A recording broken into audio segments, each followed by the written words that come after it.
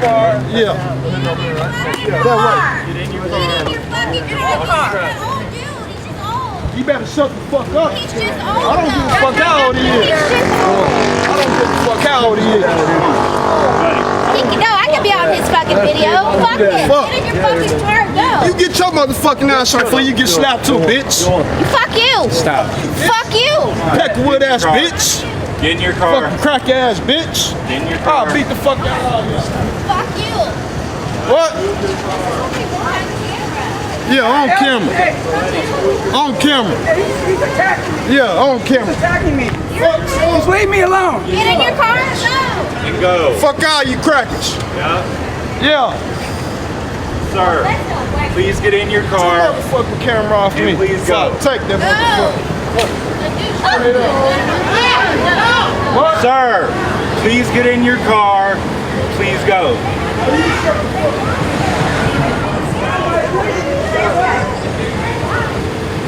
Fuck Donald Trump. Straight up. Ah, you want the Trump? Hell yeah. What? Hell yeah. Hell yeah. What? Hell yeah. Straight from Chicago, y'all. All Trump. All Trump. Hell's Hey, too educated to be a house. Never been on the plantation, brother. I never been on the plantation, brother. I never been on the plantation, have you? Have you been on the plantation before? Right. So don't ask me about me then. Yeah, okay. You're not gonna make me shut up, brother. You can talk all jazzy all you want to. Yeah, okay. With everything that we're seeing going on in Minneapolis, I mean, with the police defunding and all of that, how does that affect the community there? So, okay, so just to summarize it, right? Yeah. Majority of the people that are there, so they burned down my community. That was my community. That's where I used to hang out at down there on Lake Street in Minnehaha, right? Yep. So that was my community they burned down. But here's the thing, okay, just in a nutshell. All those people, they want the police. But see, this is typical of liberal policies. They only want what's best for them in that moment, not longevity. They don't take about the future. They don't think about that. They don't take into consideration. Like, okay, what's going to happen if we do this? This is why every inner city is basically, I call them modern day plantations. You get your provision, right? You know, Yep. no education, Yep. a lot of violence to keep people oppressed, and you sell them a false narrative that the white man is against you, you are oppressed. This is America. This is a land of opportunity. And when you look at history, you can be anything that you want to be. All you have to do is work hard at it. And so they talk about there's income inequality. Thank you very No. much. Thank you very much. A lot of people don't want to put in the same amount of effort. So there's effort inequality. And I'm just telling you, my family, I'm from Chicago. I grew up in a gangster liberal family. And basically, where I am right now, I don't talk to the majority of my family because they don't care about facts. I care about facts. And here's the thing, I want to make sure that I have an informed opinion, not just an opinion. So I want to be on the right side of history. Because here's the thing, I mean, here's the ugly thing about it. This is the same policies, these are the same people.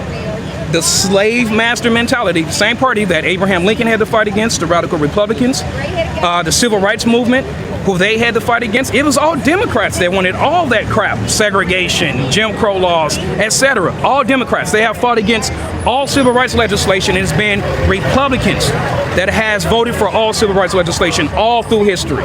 It's been Republicans. And I always tell my base, it's not about your color, it's just about the history, okay? The history is like Black Wall Street, 1921, they burned it down. I just left there, right? Thing is though, those blacks weren't Democrat. They were conservatives. Blacks didn't start voting Democrat until late 1939. And so it's like, so 1921, they burned that down. There wasn't conservative whites that burned it down. So we had to start telling the truth. And a lot of people are disingenuous. And we definitely need the truth. We just need the truth. Yeah. But Minnesota, I'm sorry, I had to get you. No, But Minnesota, Yeah. that is definitely the symptom of liberalism. Had they just went around and burned down everything, they actually hurt more minorities by burning down their business. So because their victim mentality created real victims. and they don't understand that. They don't understand that. Right. And now, just so the viewers can get a more clear picture of what just happened, can you just explain in your words what just went down? Well, so part over here, I'm coming this way, and I'm just recording the Mega family, and of course the racial slurs, the racial epithets, just hurling them out at one of the Trump sisters. And I'm just standing there, and he just noticed me standing there. He saw this hat, and that's the reason why I purchased it. Yep, so you can see it. He saw the hat, and he just definitely tried to come at me, but I'm not having that. I'm not. So, hey, yep, I'm straight from Chicago, too. I mean, I can play tough guy if you want to, but yeah, I'm not having that. How do we have a dialogue with people like that and try to understand, and come together as a country? I mean, what kind, in your words? Let me. Yeah. So I have been trying to do this for 17 years to wake up my country, because the riots and everything. I've been saying this for 17 years. If you don't check liberalism, this is what you're gonna get. So now we have this country, everything is polarized, so much racial tension on false pretenses, okay? Just how Black Lives Matter was created on false pretenses, hands up, don't shoot. No, when you get to the facts, he reached for that cop's gun. So the way that we come together as a country is that we're fine, okay? We're fine.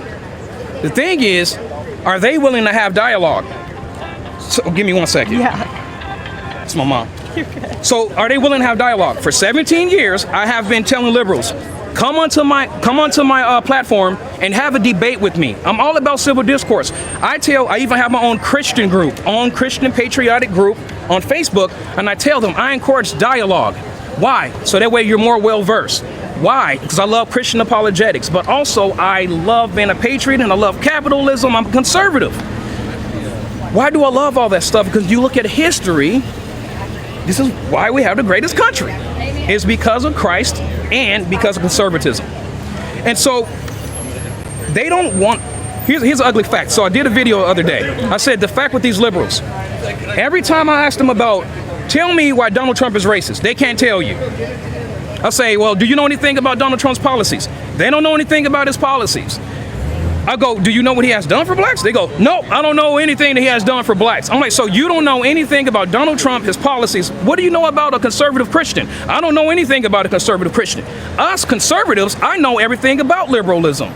I even know their party's policies, Joe Biden's policies, and etc. And the crazy thing is the hypocrisy. It's so much hypocrisy.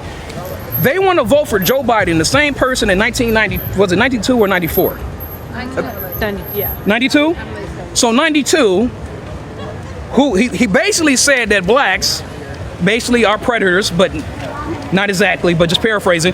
He basically said that blacks are predators and they need to be arrested. And so, wow, what happens? They passed the bill, more blacks are arrested. But they voted for him, and then what did he just say not too long ago? I was actually in San Antonio, because I travel a lot. So I was in San Antonio, and I wake up, and I hear Joe Biden say on a black guy's show, if you don't vote for me, you're not black. That's the problem that's wrong with America. Your intellect, who you are as a person, has nothing to do with your race. Nothing. All we are is just Americans. And these people, they don't care about having dialogue. They want to stay angry. They love their victimhood. They love their oppression. And Candace Owens, she put it so eloquently. Like when she said, you guys have not experienced true racism. You have not experienced systemic racism or whatsoever. And yet you are crying, and you are the most privileged generation in American history. And all you can do is cry. Those days are over. It's coming to an end. So that is my goal, and that's what I keep striving for. You have such an emphasis on history, and another thing that we're seeing with these leftist movements are the destruction of monuments, the destruction of statues, due because people believe they are symbols of oppression. What's your take on? See, that's a power play. So you're familiar with liberal revisionism, right? Yeah. Okay, so they don't teach the Reconstruction era because it shows the Democrats, the true Democrats, and what their policies were and how they truly were. They don't teach Reconstruction era in school. Actually, they have strayed away from civics entirely. But the thing is this, in just American history about that part, they have strayed away from that entirely. So when you get to destroy history, you can create another narrative. Hence, take an example, like how that guy just got out of the car and he's just hurling racial epithets at the sister, right? If he knew the truth, he will be standing on this side because the first blacks that were in Congress were all Republican. And these were freed slaves. They didn't cry the victim card. They didn't. They became doctors, business owners, and etc. And with the radical white Republicans. And they lived in good, thriving communities. Right down the street. That was one of them. So what do? They go in the same way they're using the media today, the same way they abused the media back then. Same party, same methodology, just a little bit different. That's it. Wow. Yep, that's definitely it. And actually, I want to show you something, right? Yeah. So, I'm continue that. But so it's been a while since.